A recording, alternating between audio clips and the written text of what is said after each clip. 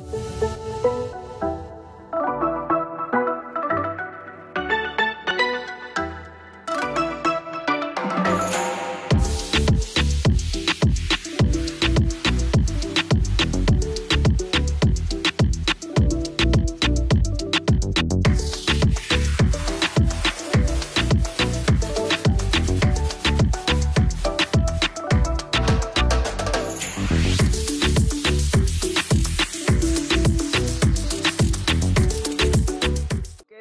datang kembali di YouTube channel dan podcast Andi Suanda. Hari ini saya kembali lagi bersama Dr. Budi Herlianto, seorang dokter spesialis penyakit dalam di Rumah Sakit Adi Husada, Surabaya. Selamat malam, Dr. Budi. Selamat malam, Pak Andi. Ya. Wah, di tengah kesibukan masih menyempatkan waktu untuk berbincang-bincang seputar kesehatan ya. Oke, ini kita pengen tahu nih, Dok. Jadi kan sekarang ini memang COVID ini kan sudah kita ini bisa dibilang kan hidup berdampingan dengan COVID. Jadi bukan lagi sesuatu yang tabu atau apa. Karena kemungkinan orang di sekitar kita, di samping kita, di dekat kita, kemungkinan mereka bisa jadi OTG. Tetapi kita tidak tahu. Jadi kan kita betul-betul sudah hidup berdampingan dengan COVID ya, kira-kira seperti itu. Nah, pertanyaan saya, Dok. Ini kan pada waktu itu saya sempat mendengarkan dari YouTuber, dia bercerita kalau dia itu terkena COVID, langkah-langkah pertamanya. Jadi kan istilahnya pada waktu dia terkena itu mulai demam, mulai sesak nafas. Jadi dia pada waktu itu sudah sedia beberapa istilahnya kayak tabung oksigen dan sebagainya, ya kan. Nah itu kan merupakan langkah-langkah persiapan, ya kan. Nah pertanyaan kita kan sebetulnya gini. Kita itu tahu dari mana sih? Kalau misalnya kita itu sudah terkena COVID itu taunya dari mana, Dok? Kira-kira gejalanya itu kan apa sih? Oke. Jadi gejalanya ini mirip kayak flu awalnya sih. Panas, batuk, pilek. Ya. Nah, kalau panas, batuk, pilek biasa, kalau flu biasa, nanti biasanya dia akan sembuh. Tapi kalau pada COVID ini, dia bisa mengalami perburukan. Takutnya kita seperti itu. Jadi kapan kita memeriksakan diri ke dokter, kalau memang ada panas, batuk, pilek, itu saran saya sih segera kita periksakan diri ke dokter, untuk nanti dokter akan memastikan ini ke arah sana apa enggak. Ya, dia akan melakukan beberapa pemeriksaan. Mungkin perlu foto dada, mungkin dia perlu pemeriksaan darah, ya, untuk bisa memastikan apakah itu ke arah kecurigaan ke arah COVID apa enggak. Apabila dari dokter ternyata memang dia curiga ke arah COVID, dia akan melakukan pemeriksaan tambahan lain. Bisa dokternya menganjurkan rapid, tapi mungkin sekarang sudah mulai ditinggalkan, atau dia menganjurkan swab kalau memang kecurigaannya besar. Seperti kalau dari foto dadanya tiba-tiba dia ada gambaran pneumonia, kita biasanya sudah alert, sudah harus hati-hati, takutnya ke arah sana. Ya, lebih baik, apalagi kalau kita kontak, ada keluarga kita yang positif COVID sudah terdiagnosa sebelumnya, terus tidak berapa lama kita merasa greges, kita merasa kayak batuk pilek, segera periksa diri ke dokter, nanti dokternya akan meriksakan apakah ini gejala ke arah sana apa enggak. Tapi nggak usah takut, nggak usah disimpan, jangan tidak meriksa. Kalau ternyata tidak memeriksakan diri ke dokter, dia diem aja di rumah, ternyata dia benar COVID, nular ke yang lain, nanti kan susah semuanya kan. Oke, tapi kan kita kan kadang kan memang istilahnya kan tadi Dokter Budi kan bilang gejalanya kayak batuk pilek. Nah, pertanyaannya adalah apa yang membedakan antara batuk pilek biasa dengan batuk pilek karena COVID? Nah, ini susah. Karena mirip gejalanya. Hampir sama gejalanya. Cuma pada COVID ini dia bisa jadi pneumonia, dan pneumonia-nya bisa jadi berat. Seringkali, kadang-kadang ada beberapa yang minum obat dulu, terus diobservasi dari beberapa hari. Kalau nggak ada perbaikan, jadi ada sesaknya, baru kita evaluasi lebih lanjut. Ini susah, gejala jelasnya tidak khas. Mirip sekali dengan gejala infeksi influenza lah, mirip banget. Awal-awalnya mirip. Tapi biasanya kalau influenza jarang sekali jadi ke arah pneumonia. Kalau si COVID ini kemungkinan ke arah pneumonia atau infeksi paru yang berat itu besar. Biasanya berapa lama sih, Dok? Jadi kan istilahnya batuk pilek awal-awal gimana? Batuk pilek dulu terus kemudian mulai sesak nafas atau bagaimana? Atau kira-kira, step-nya itu bagaimana? Biasanya sih awalnya mungkin cuma greges aja sih ya. Nyeri tenggorokan, Oh, greges, batuk pilek hmm, biasa, dikasih hmm, obat, tapi kok tidak ada perbaikan, kok jadi tambah lama tambah sesek. Nah, saat-saat kayak gitu tuh orang-orang baru mulai datang biasanya. Waktu dalam kondisi kok oh, saya kalau eh, ini sedikit kok jadinya sesek, kok waktu ini kok nggak enak, kok batuknya kok tambah berat gitu loh. Setelah dikasih obat hmm, tidak ada perbaikan, setelah kita foto ternyata gambarannya infeksi paru-paru, hmm, kita sarankan untuk dilakukan pemeriksaan lanjutan untuk tahu COVID apa enggak. hmm. Tapi kan ada orang kadang menyarankan begini, jadi kalau mulai sudah tubuh mulai nggak enak, biasanya dihantam vitamin C lah, terus kemudian minum anget-anget, ya kan, minum, jamu dan sebagainya. Apakah itu membantu akhirnya mestinya kita terkena akhirnya sembuh? Kira-kira penjelasannya bagaimana? Eh, Kalau kan kita nggak tahu, ini terkena Hmm, influenza biasa kah atau COVID kalau gejalanya seperti itu kan hmm, memang kan. hmm, Memang pertama-tama sih kita sarankan minum obat penurun panas kalau ada panas. Kalau perlu kita hmm, berikan antibiotik dulu sambil diobservasi. Kalau memang semakin gejalanya perberatan, harus segera ke rumah sakit untuk diperiksa lebih lanjut. Apakah dengan minum vitamin, dengan makan makanan tadi membantu? Iya, ada kemungkinan. Karena ini kan infeksi virus ya. Infeksi virus hmm, rata-rata kita memang mesti naikkan sistem imunnya kita. Tapi tetap hmm. kita mesti lihat kondisinya kita saat setelah kita minum vitamin tadi, setelah kita makan makanan kayak tadi, gimana? Apakah mengalami perburukan apa enggak? Kalau ada perburukan, jadi tambah lemas, jadi ada sesak, sebaiknya segera memeriksakan diri ke fasilitas kesehatan sih untuk kita bisa pastikan itu ke arah sana apa enggak. Jadi ada kemungkinan misalnya seseorang yang cukup sehat terkena, kelihatannya dia mulai meriang dan sebagainya, tapi dia minum vitamin dan sebagainya, akhirnya bisa nggak jadi sakit, itu bisa terjadi ya kira-kira? Masih mungkin, masih Masih mungkin mungkin ya? bisa kayak gitu. Akhirnya Oke, jadi karena sebetulnya karena gejalanya saking ringannya, kadang-kadang dia cuma mhm, minum obat penurun panas sebentar, terus panasnya nggak ada. Akhirnya dia merasa mmm, nggak ada keluhan. Akhirnya jatuh ke kriteria kayak OTG tadi sih, nggak ketahuan tuh. oh, nggak ketahuan ya? Uh, Oke. Makanya pentingnya Jadi supaya eee, ini ya di situ, karena kita mhm, nggak tahu. oke, apa apa yang kira-kira kita bisa konsumsi untuk, memperkuat imun tubuh kira-kira? Uh, yang penting sih gini, makan makanan yang bergizi, yang Mhm, seimbang. mhm, Uh, karena gimana-gimana sistem imun kita sendiri itu perlu makanan yang bergizi baik mhm, uh, supaya bisa hasilnya baik ya. Kalau untuk vitamin sih, ya itu boleh tambahan. Vitamin apa? mhm, Kalau menurut saya sih terserah, saya nggak bisa ngomong vitamin yang kayak gimana. Mau pakai mhm, vitamin C tidak apa-apa. Yang penting sebetulnya mhm, istirahat yang cukup, makan yang baik, ya, makan yang mhm. bergizi, jangan yang makanannya nggak ada gizinya itu malah sistem imunnya nanti nggak karu-karuan biasanya. Oke, oke.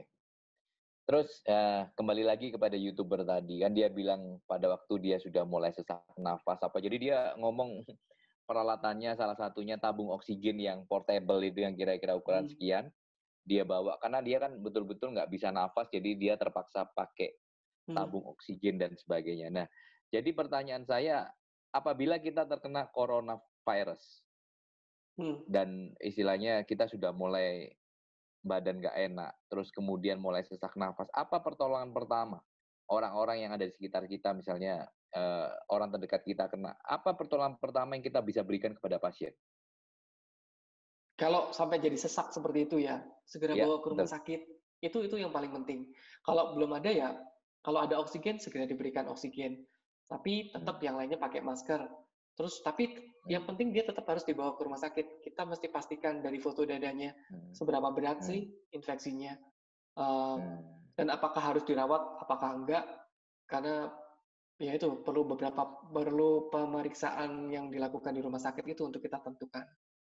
Kalau memang soalnya kan gejalanya sedang, nah, gimana? kayak orang kan kadang gini, kayak orang kan kena penyakit jantung, kan Ya, yang paling penting kan pertolongan pertama, Dok. Jadi kan istilahnya hmm, orang sakit jantung kan begitu dia geblak gitu kan, kita harus dalam waktu sekian lama kan dikasih CPR dan sebagainya. Nah, kalau untuk pasien COVID kira-kira kalau dia sampai istilahnya sampai sesak, ya kan, sampai nggak bisa nafas. Nah itu apa yang kita sebagai orang-orang yang di sekitarnya itu bisa berikan? Apakah maksudnya kayak orang sakit jantung, ya orang ini cuma punya punya waktu sekian menit, kalau nggak segera sampai rumah sakit dia dia bablas gitu, kira-kira gimana? Mmm, yang penting ya oksigen sih, karena kan COVID tadi Oksigen kan ya? oksigen, yang penting dia cepat diberikan oksigen dan langsung dibawa ke rumah sakit. Eee, karena kan Mmm, COVID ini kan organ utama yang diserangnya sih paru-paru. Memang ada organ mhm, lain yang diserang, tapi yang paling sering, yang paling utama biasanya dia paru-paru. Ya Pak, saat saat, terserang ke situnya, kita kekurangan oksigen badannya, makanya dia sesak. mhm, Sehingga ya pertama-tama ya kasihnya oksigen, terus langsung cepat mmm, dibawa ke rumah sakit sih. oke. Itu yang Jadi penting.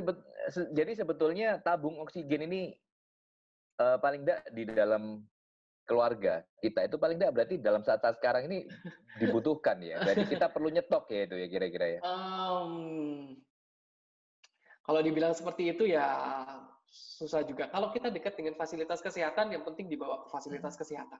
Itu yang penting.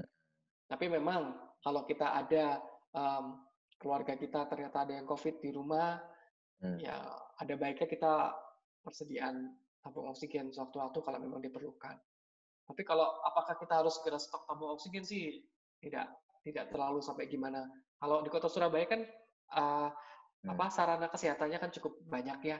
Jadi kalau misalnya kayak gimana, wis cepet dibawa ke rumah sakit, seperti itu. Tidak, mmm, nggak seperti gini loh, nggak seperti kalau jantung yang harus minum obat yang di bawah lidah mmm, untuk ngurangin mmm, nyeri dadanya, nggak kayak gitu kok. Dalam kondisi mmm, sesek, kalau cepat dibawa, kalau deket cepat dibawa, nanti cepat mmm, dilakukan pertolongan di rumah sakit, hasilnya pun baik. oke. Ya, kalau memang kebetulan ada fasilitas oksigen di rumah, ya bisa digunakan untuk menolong sementara. Cuma yang paling penting ya harus ke rumah sakitnya itu, Harus ke rumah sakitnya ya? harus ke sarana kesehatannya, heeh. Oke. Jadi langsung dibawa ke UGD gitu ya, ke IGD kira-kira Ya, supaya kalau segera misalnya malam-malam gitu, ditangani? atau kalau misalnya enggak, pokoknya Mmm, dibawa ke rumah sakit kalau kondisinya sesak, karena ya perlu kita periksa lebih lanjut sih. mmm, oke oke. Nah terus, ini kan juga banyak banyak sekali kan yang istilahnya OTG ya. OTG ini kan jumlahnya jauh lebih banyak daripada yang menunjukkan gejala ya, Dok, ya. Nah, Mmm, pertanyaan kita adalah gini, apabila salah satu anggota keluarga positif, tetapi dia itu nggak sampai menunjukkan gejala yang berat dan mungkin, dokter me menyarankan untuk isolasi mandiri. Nah, kira-kira itu prosedur kita sebagai anggota keluarga, misalnya salah satu kena, itu bagaimana supaya maksudnya menangani anggota keluarga yang melakukan isolasi mandiri? oke. Yang pertama sih ini, kita mesti punya ruangan tersendiri buat si Mhm, pasien, di mhm, mana dia bisa tidur sendiri, makannya juga harus di kamar itu juga. Terus mhm, di mana-mana dia harus pakai masker meskipun di dalam rumah ya. Kecuali mungkin saat tidur dia bisa itu kan, tapi dia harus mhm, di kamar sendirian. Terus anggota keluarga yang lain serumah itu juga harus pakai masker. mhm, Sebaiknya alat makan juga tersendiri juga. Ya, mhm, terus zaman sekarang untungnya kita punya teknologi, ini pakai video call, pakai WA, pakai mhm, telepon, HP seperti ini ya. mhm, Jadi dia kalau mau komunikasi mungkin lebih baik seperti pakai ini, supaya tidak, eee, resiko tertular ke yang lainnya juga lebih kecil, ya. mhm, Tapi dia tetap, keluarga yang lain tetap monitoring, karena tadi saya bilang COVID agak susah diprediksi, ini kira-kira jadinya kayak gimana. Apakah dia tetap aja seperti itu, apakah dia mengalami perburukan, ya. mhm, Jadi tetap keluarga yang di luar itu tetap monitoring gimana kondisinya, baikkah, sesekkah. mhm, Jadi kalau misalnya ada apa, sebaiknya cepat dibawa ke rumah sakit. Jadi mhm, masker tetap dipakai, alat makan tersendiri, dia makan harus di ruangan tersendiri, tidur pun harus di ruangan mhm. itu. Terus kan saya pernah ada tahu temen itu kan seandainya dia apa, dia terkena kelihatan terserang COVID tetapi nggak menunjukkan gejala yang bagaimana, dia langsung isolasi mandiri nggak mau di rumah, tetapi di hotel tuh. Ah, ah, Nah, oke. jadi di hotel. Nah, pertanyaan saya, eee, apakah cukup oke untuk isolasi mandiri misalnya di hotel berbintang dan sebagainya, ya kan? Apa yang boleh dia lakukan dan tidak boleh dilakukan pada saat dia isolasi mandiri kayak di hotel dan sebagainya. Karena kan juga saya tahu di Surabaya ini juga ada hotel-hotel yang apa ya, istilahnya menampung pasien COVID. Nah itu apa yang boleh dan tidak boleh pada waktu isolasi mandiri di hotel? Oke, ya pasti pasti hotel yang seperti itu pasti dia sudah punya protokolnya ya, saya rasa ya. Pasti dia juga konsultasi dengan ahli kesehatan juga di sana, pasti tetap ada yang monitoring. Ya tapi tetap kemungkinan sih ya hampir mirip dengan, saya kurang tahu pasti ya, tapi kemungkinan sih mungkin mirip-mirip dengan isolasi ini ya. Jadi di kamar sendirian, makanya juga harus tetap di dalam kamar situ, ya nggak boleh interaksi dengan orang lain yang di luar ya, kemungkinan sih seperti itu. Oke. Saya juga dengar ada teman dari teman saya terkena COVID. Dia katanya selama 2-3 minggu, 1 hari bisa tidur sampai kira-kira 18 sampai 20 jam. Jadi badan itu rasanya capek semua, Capek, terus kemudian pegel. pegel ya kan, terus kemudian dia cuma bangun itu hanya untuk makan dan buang air. Apakah kira-kira seperti itu orang kena COVID itu? Ada yang seperti itu. Kalau kondisinya sedang atau berat, kadang jadi saking lemesnya ya kayak gitu. Dia cenderung Oh. tidur. Ada yang kadang cuma gerak sedikit sudah sesak. Gerak gini sedikit sudah sesak. Jadi ada kasus-kasus yang bisa memang karena dia kayak infeksi influenza kan badannya juga pegel ya. Cuma ini lebih berat. Jadi ya bisa ada yang seperti itu. Kalau kasus kayak gitu sih, saran saya sih kita mungkin nggak bisa kalau kita lakukan di isolasi mandiri ya, karena perlu observasi yang lebih ketat ya, lebih aman dilakukan di rumah sakit kalau seperti Oh, itu. berarti kalau seperti gitu sebetulnya bukan gejala ringan lagi ya? Sebetulnya sudah Sudah masuk ke gejala apa itu? sedang sih ya, kalau misalnya udah sampai lemesnya seperti itu, mungkin kita perlu observasi yang Oh, dikhawatirkan takutnya dia uh, mengalami perburukan yang cepat sih kadang-kadang. Soalnya COVID kadang susah diprediksinya. Uh, bisa diprediksi. Kalau nggak ada gejala sama sekali, itu aman untuk isolasi mandiri. Tapi kalau ada batuk, ada sesak lah, sesak atau lemes banget, mungkin lebih aman kalau dirawat di fasilitas kesehatan. Oke. Oke. Thank you, Dokter Budi. Di video yang berikutnya kita akan membahas kembali lagi dengan Dokter Budi mengenai bagaimana vaksin untuk COVID-19. Oke? Thank you. Oke, ya, Oke, Bud. sama-sama. Terima kasih. Ya.